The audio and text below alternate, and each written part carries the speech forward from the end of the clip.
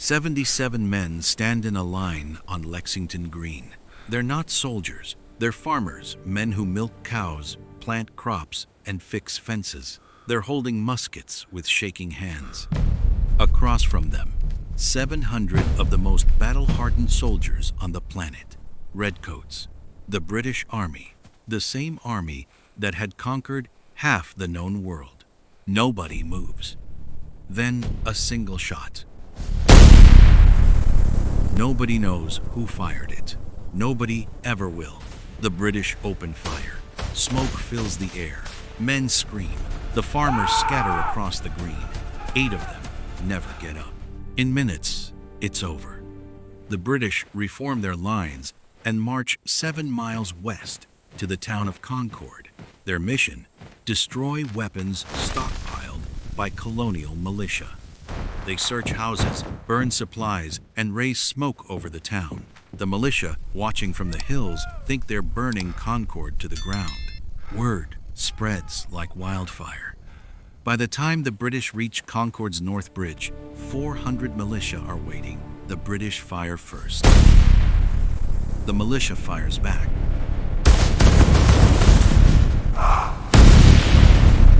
And for the first time, the British retreat. Now they have to get home. 16 miles back to Boston. 16 miles of absolute hell. Colonists pour out of farmhouses, woods, and hillsides, firing from behind stone walls, trees, fences. By afternoon, thousands have joined the fight. By nightfall, 73 British soldiers are dead. Nearly 300 are wounded or missing. Most colonial uprisings in history get crushed within weeks, massacred, forgotten. This one lit a fire that would change the world. But to understand why this happened, why farmers grabbed muskets and stood against the greatest empire on earth, you have to go back 15 years, to a world where none of this seemed even remotely possible. 1760. 13 colonies along the eastern coast of North America. Over 1.5 million people, English, Scots, Irish, German, Dutch, African, different languages, different religions, different ways of life. But despite all of that, they share one identity above everything else. They are British subjects, proud ones. When news arrives that King George II has died at 76, collapsing on his toilet from a burst artery, the colonies don't mourn, they celebrate. Church bells ring, taverns toast the new king. Portraits of the 22-year-old George III go up in homes and shops across the colonies. These people read London newspapers, wear English fashions, and fight Britain's wars. They call themselves Virginians and New Yorkers, but above all, they are subjects of the crown. And in 1760, there is absolutely no reason to think that will ever change. Life is genuinely good. The colonists have the highest income in the Western world. Land is cheap. Food is abundant. Most families own property, and their taxes, a mere 1 to 1.5%. Compare that to Britain, where citizens pay 5 to 7%. They're protected by the most powerful navy on earth. A colonial family in 1760 lives better than most people in Britain itself, better than nearly anyone in Europe. They know it, and they're grateful for it. But underneath this prosperity, the colonies are deeply divided. New England fishing, shipbuilding, trade, tight Puritan communities where town meetings govern everything. The middle colonies, New York, Pennsylvania, New Jersey, a booming melting pot of merchants, Quakers, Germans, and Dutch, home to Philadelphia, the largest city in the colonies. And the South Virginia, the Carolinas, Georgia, massive tobacco and rice plantations, enslaved Africans outnumbering whites in some counties, a wealthy planter aristocracy that barely resembles anything up north. Northerners think Southerners are lazy aristocrats. Southerners think Northerners are meddling fanatics. Both think the middle colonies are too chaotic. These aren't one people, they're barely even neighbors. The depth of this division was tested just 6 years earlier, and they failed spectacularly. 1754. The French are pushing south from Canada, building forts in the Ohio Valley. War is coming. The British call a meeting. The Albany Congress and 7 colonies send delegates. Benjamin Franklin stands up with a bold idea: a single colonial government, shared defense. Join or die, his famous cartoon declares, a severed snake representing the fragmented colonies. The delegates approve it. They go home, and every single colonial assembly rejects it. They'd rather face the French alone than share power with each other. So in 1760, nothing, absolutely nothing, points toward unity. Nothing suggests these 13 squabbling, self-interested colonies will ever stand together. But history has a way of forcing people's hands. The bill comes due, 1763. The French and Indian War is over. Britain has won. France is gone. The colonies are safe and celebrating. But victory came at a staggering price. Britain's national debt has exploded to £122 million. The interest alone, just the interest, runs over £4 million per year. That is 10 times more than all 13 colonies combined pay in taxes in an entire year. Britain has been spilling blood and spending treasure to protect these colonists for decades. And those colonists, sitting on the richest land in the New World, are paying almost nothing. Parliament decides something has to change. 1765, the Stamp Act. A tax on paper, newspapers, legal documents, even playing cards. By British standards, it's modest, almost insulting in how small it is. But here's what Parliament doesn't understand. It's not about the money, it's about the principle. This is the first time Parliament has ever directly taxed the colonists. And the colonists have no representation in Parliament. Nobody in London speaks for them. Nobody voted on this on their behalf. No taxation without representation. The reaction is immediate and violent. In Boston, tax collectors are hung in effigy from the Liberty Tree. Colonial assemblies pass resolutions of protest. Merchants organize boycotts. The Sons of Liberty, a network of political agitators, begins operating in cities up and down the coast. Britain, shocked by the ferocity of the response, backs down and repeals the Stamp Act. But they can't help themselves. They also pass the Declaratory Act, which states flatly that Parliament has the right to tax the colonies in all cases whatsoever. The message couldn't be clearer. We backed down this time. Don't mistake that for weakness. 1767. New taxes. The Townshend Acts. Duties on glass, paint, paper, and tea. Britain sends troops to Boston to enforce them. Tension builds through the streets. On the night of March 5th, 1770, a crowd surrounds a small group of British soldiers, pelting them with snowballs and rocks. Someone fires. 5 colonists die in the snow. The Boston Massacre. Paul Revere's engraving of the shooting British soldiers in formation, firing on unarmed civilians, spreads across every colony. It becomes the image of British tyranny. You can't unsee it. You can't forget it. Britain, again, backs down, repealing most of the Townshend taxes, all except one. The tea tax stays, as a matter of principle.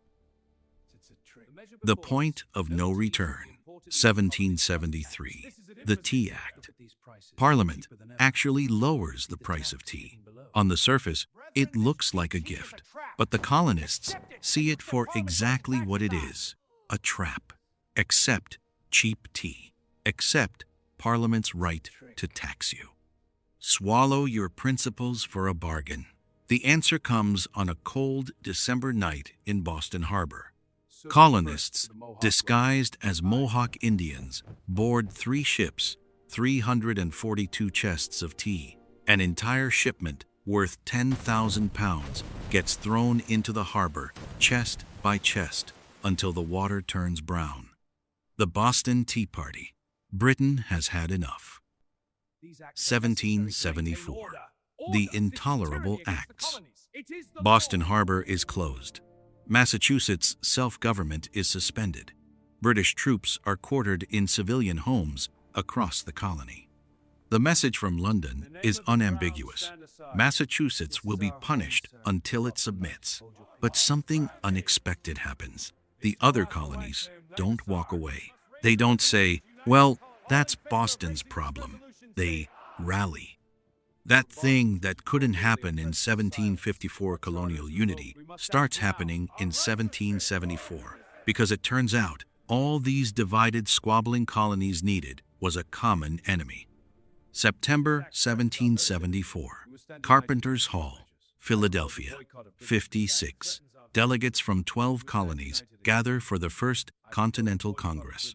They're not talking about independence, not yet. But they're talking. They're coordinating resistance for the first time in history. The question on every delegate's mind is simple and terrifying.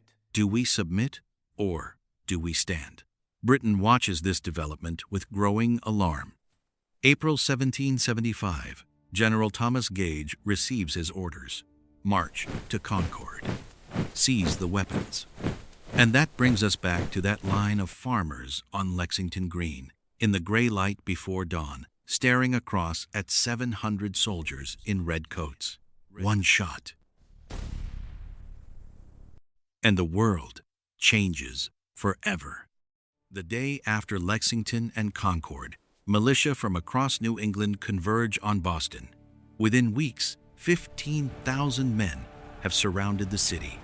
Farmers, blacksmiths, shopkeepers, men with muskets and almost no ammunition, no uniforms, no training, no military organization whatsoever. In some accounts, they literally drown in logistical chaos. Britain responds by sending more troops. Now there's an army on both sides, but only one of them is actually an army. Then the British test these farmers. The Battle of Bunker Hill, just north of Boston. The British charge uphill into entrenched colonial positions. Twice, the Americans throw them back, suffering brutal casualties on both assaults. On the third charge, the Americans run out of ammunition and have to retreat. The British take the hill. British casualties, over 1,000. American casualties, 450. The message echoes through every parlor and tavern in the colonies. These farmers can fight. June 1775. The Second Continental Congress meets in Philadelphia. They need a commander for this army, and the choice is everything. John Hancock wants the job. Other names are floated. Then John Adams of Massachusetts rises to speak. He describes the man he has in mind, a war hero from the French and Indian War, a wealthy Virginia planter, a man of great character and experience. He deliberately doesn't say the name. He doesn't have to. Every head in the room turns toward the man sitting quietly in his military uniform. George Washington. The vote is unanimous. When Washington accepts, he does so with striking humility. I this day declare with the utmost sincerity, I do not think myself equal to the command I am honored with. He means it, but he goes anyway. The choice is pure strategic genius, and it has nothing to do with Washington's military ability. The war is in Massachusetts. The anger is in Massachusetts. If this stays a New England problem, the southern colonies walk away. But Washington is, from Virginia, the biggest, wealthiest, most powerful colony in the South. Giving him command sends an unmistakable signal to every colony south of the Mason-Dixon line. This is not Massachusetts versus Britain. This is America versus Britain. Virginia has skin in the game now. All 13 colonies do. Washington rides north to take command of what he will later describe with considerable understatement as an army that barely exists. Survival as strategy. On one side, the most powerful military on earth. British professional soldiers trained for years. The world's strongest navy. Unlimited money. Supply lines. Across the Atlantic. Decades of experience conquering continents. On the other side, Washington's Continental Army. Farmers with guns, little ammunition, no navy, no real money, no uniforms, and almost no military experience. It isn't a fair fight. Washington understands this immediately, and he makes a decision that military historians still study today. He doesn't try to win. He tries not to lose. Keep the army in the field. Make every engagement costly. Make the war drag on until the British public grows sick of it. Survival isn't just a strategy, it's the only strategy. But survival gets harder and harder. August 27th, 1776. Long Island. The British hit Washington with everything. They have 32,000 troops, the largest expeditionary force Britain has ever sent abroad. Washington has roughly 19,000 men, most of whom have never seen real combat. The British flank him, trap him, and tear his army apart. American casualties reach 2,000 men killed, wounded, or captured. British casualties, 400. It's a massacre. Washington evacuates overnight 9,000 men rowing across the East River in total darkness, a fog rolling in at dawn to cover the last boats. Eyewitnesses report that Washington was the last man to leave Brooklyn. He barely escapes. The British take New York. Washington retreats across New Jersey. His army is falling apart. Men deserting, starving, freezing, dying not from bullets but from despair. Thomas Paine, who had helped ignite the revolution with his pamphlet Common Sense, rides with the retreating army and writes by firelight. These are the times that try men's souls. It spreads through the camps. Some men read it, some stay. December 1776. Washington has roughly 2,400 men left. Their enlistments expire in 6 days. When they leave, and most of them will leave, there is no more Continental Army. There is no more revolution. Washington makes a decision. He writes the password for the upcoming operation: victory or death. The Crossing. Christmas night, 1776. The Delaware River is choked with ice floes. A storm is hammering the region with wind, sleet, and snow. Washington's officers think he's lost his mind. He crosses anyway. 9 miles of brutal winter, marching later.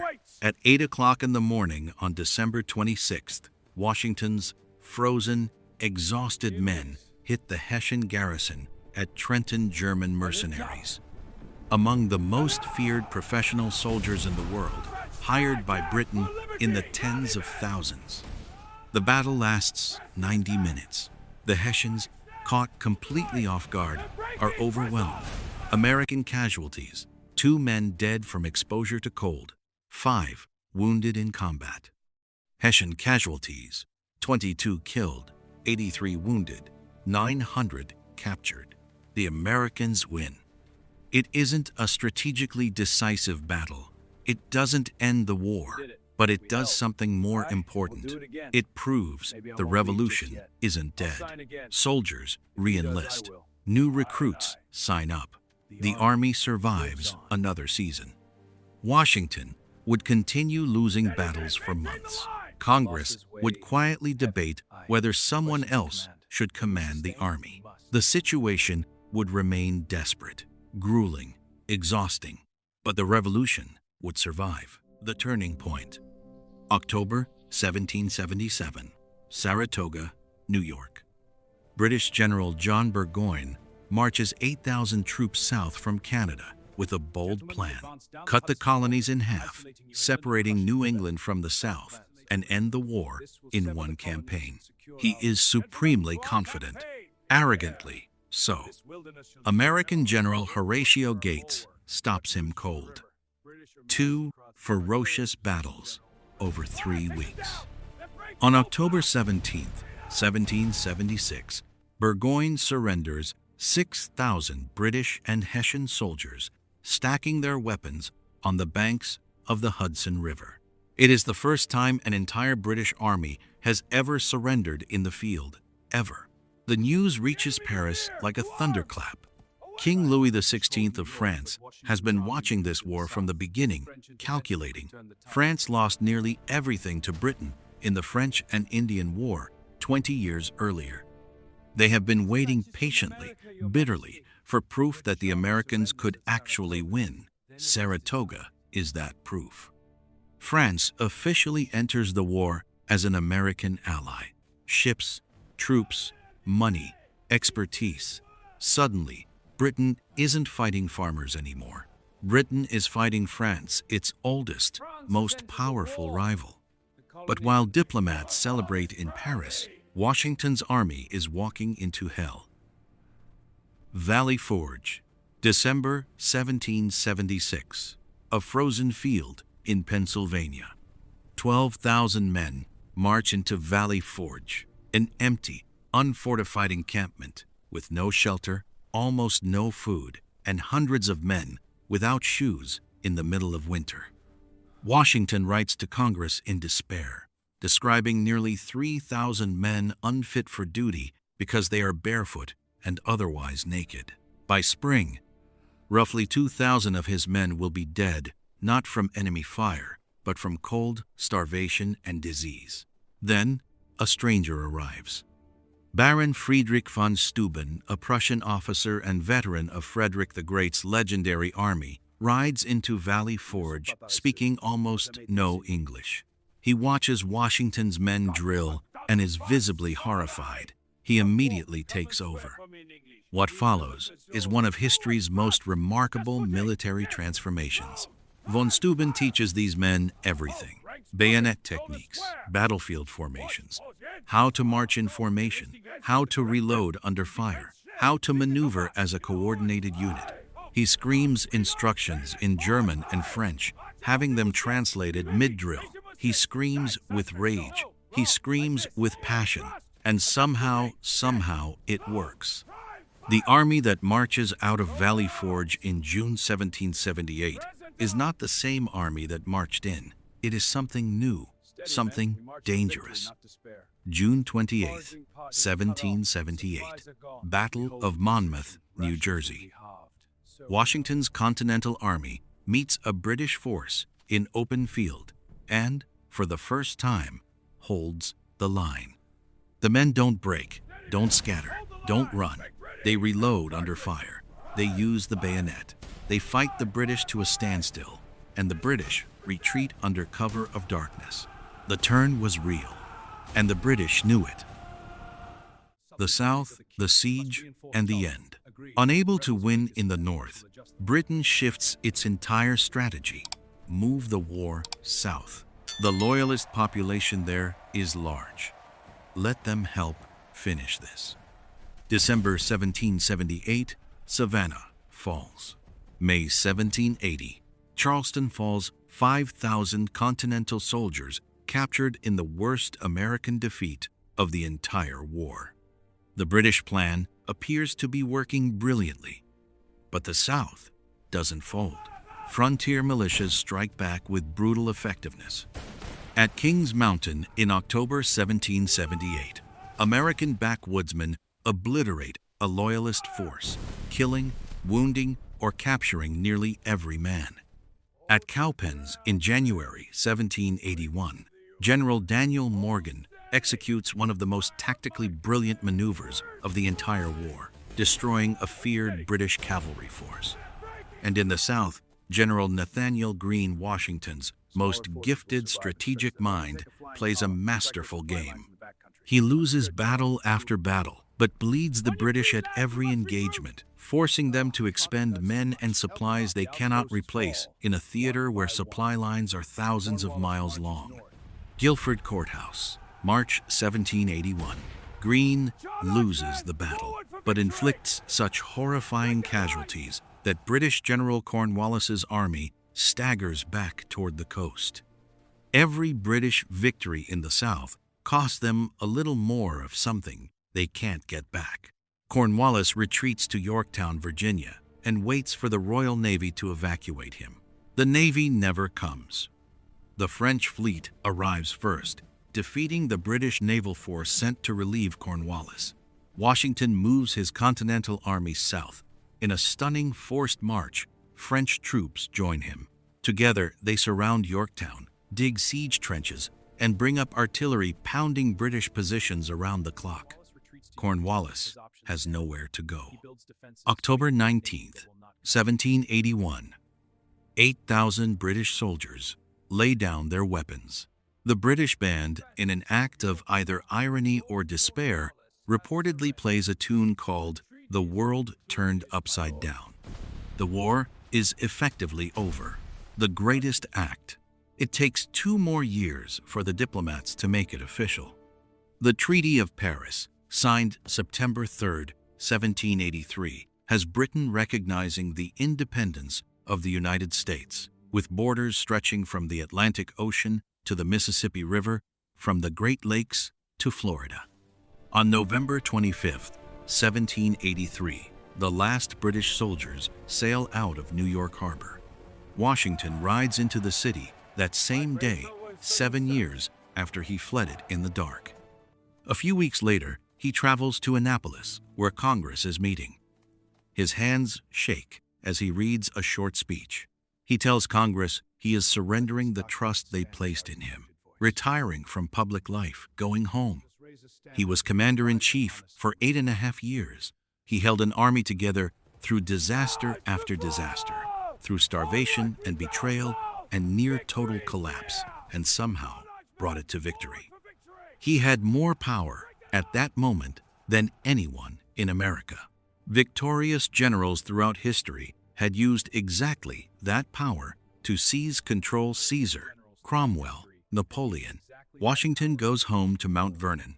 When King George III hears about it, he reportedly says, if he does that, he will be the greatest man in the world. He does it. What they won and what came next. But winning the war turns out to be the easy part. The 13 states are barely a country. The Articles of Confederation give Congress almost no real power. It cannot tax, cannot regulate trade, cannot enforce its own laws. States print their own money, tax each other's goods, and ignore treaties. In Massachusetts, debt-ridden farmers launch an armed rebellion called Shays' Rebellion.